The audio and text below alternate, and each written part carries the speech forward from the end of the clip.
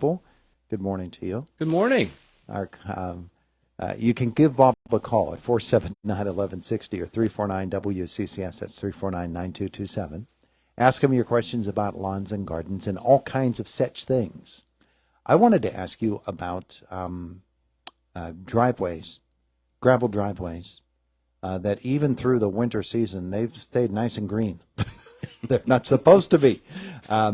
But sometimes in the fall, you have more of a trouble with weeds in driveways than you do through the summer, what's typically thought of to be the growing season. I don't know why that is. You probably do. But bottom line is, should I be treating that now, or should I wait until it's more traditional growing season, closer to spring? The growth is there if it's green.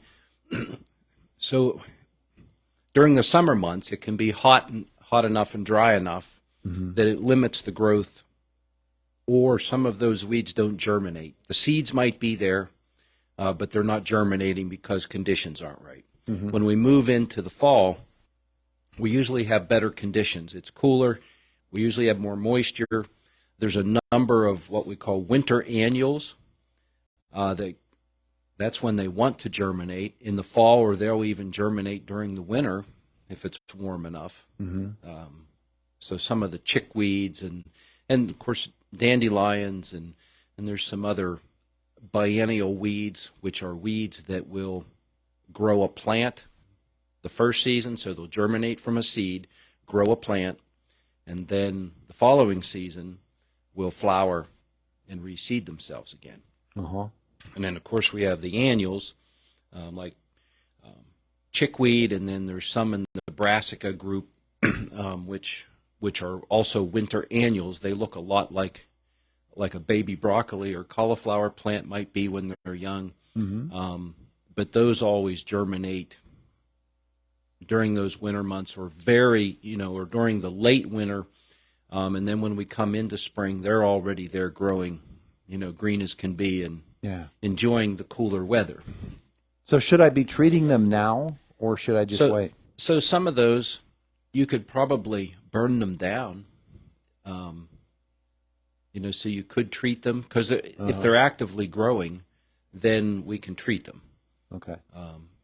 If they're just kind of hanging out there, so a dandelion might be an example of one that top may look like it's green, but it may have just kind of withered back a little bit. It looks a little limp, and the color's off, because that'll grow new leaves when we get closer to when the weather warms up, when the soil warms up a little bit more. Out in the yard, I had a nice yellow flowering dandelion the other day. There you go. It's February. The bulbs are popping up. Yeah. Just, we don't want to get too excited about spring or get out there and try to do things that we should wait on for a little bit yet. Yeah. And there's other things we can be doing, of course, just, as you noticed, there were weeds growing there. There's probably some weeds growing other places. They might even be growing in the garden at this point, especially some of those winter annuals will pop up there. Those can just be, if you catch them early enough while they're still green and vegetative, they haven't flowered yet or produced any seeds, you can turn those under and essentially use those as a green manure crop, because those will decay and add nutrients back into the system again if we do that. And sometimes, if we're working up, whether we spade the garden or plow the garden, that will incorporate those in there.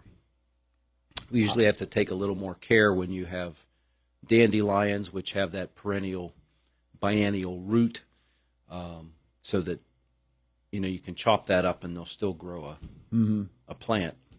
We might need to dig those out, or at least that's one of the reasons to work the soil in the fall. If you have weeds there, that can expose some of those perennial plant root systems and make them more susceptible to the elements and maybe naturally kill them off. This year I chose to let the plastic down on the garden, and it's in strips, so the strips that did not have plastic over them, they're nice and green and weedy right now.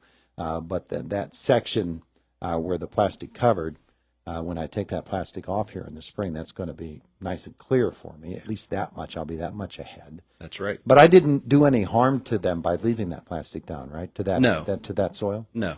Okay. No, you can leave that there, and usually the plastic will wear out. You know, over time. It'll degrade, yeah. Yeah, start to degrade, start to get her a little more brittle.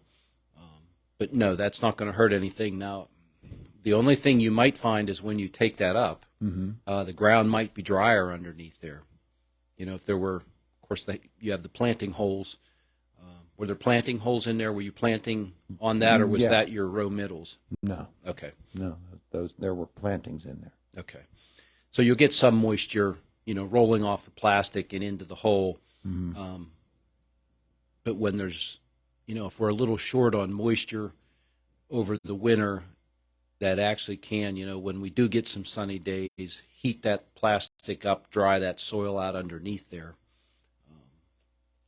But this winter has not, even though it's not been snowy, it's not been lacking moisture. There's been plenty of rain. Yeah, we've pretty much had enough to keep us where we should be. Yeah, we've had enough already. You know, we're not, things dry, you know, you get a couple days ago with the wind and the sun, you know, the top of the soil dried off pretty quickly. Yeah, it's hard to really hold yourself back when you get a month of February like the one that we've had, because we think that, okay, it's springy.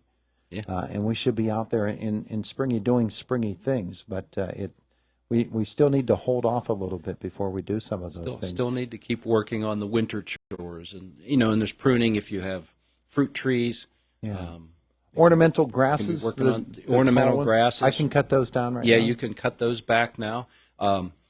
We've talked before about pollinators. Some of the pollinators like to get inside the stems. A lot of those stems are hollow inside, so they can nest in there.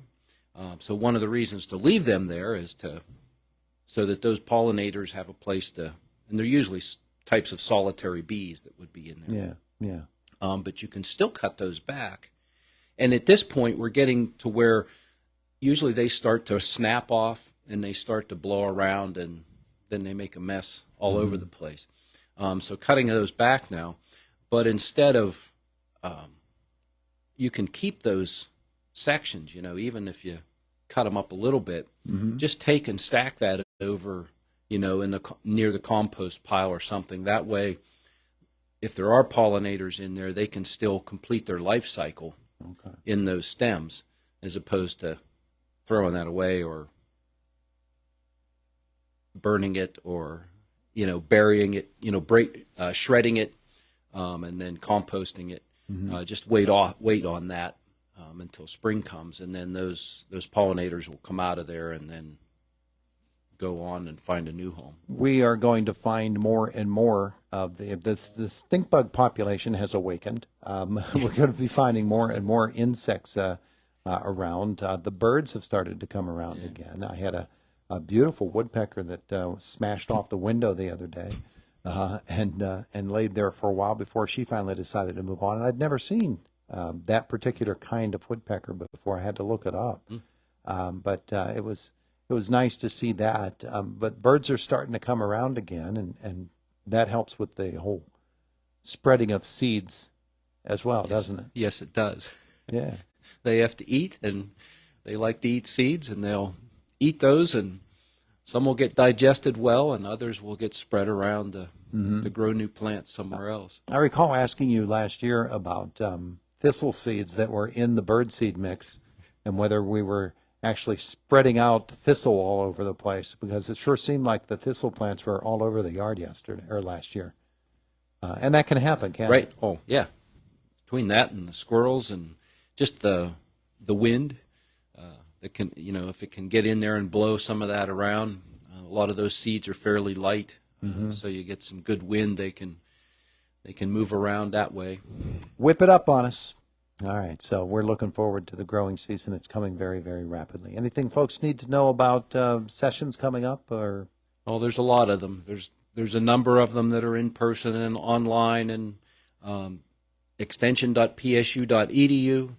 and you can see a variety of different offerings that are there, and you can either just go on and look at your leisure, or you can sign up for your interest areas, topics that you want to hear about or know when there are opportunities coming up. You can sign up for that, and then you will get notified when those opportunities arise. All right. Sounds good. Thank you, sir. You're welcome. Thank you. It is the voice of Indiana County. It's WCCS 101.1 FM and AM 1160. Also online at WCCSradio.com. Click on the Listen Live link, brought to you by the Waverider Sweet Shop, by SeaWorld Satellite, and by the Indiana Regional Medical Center.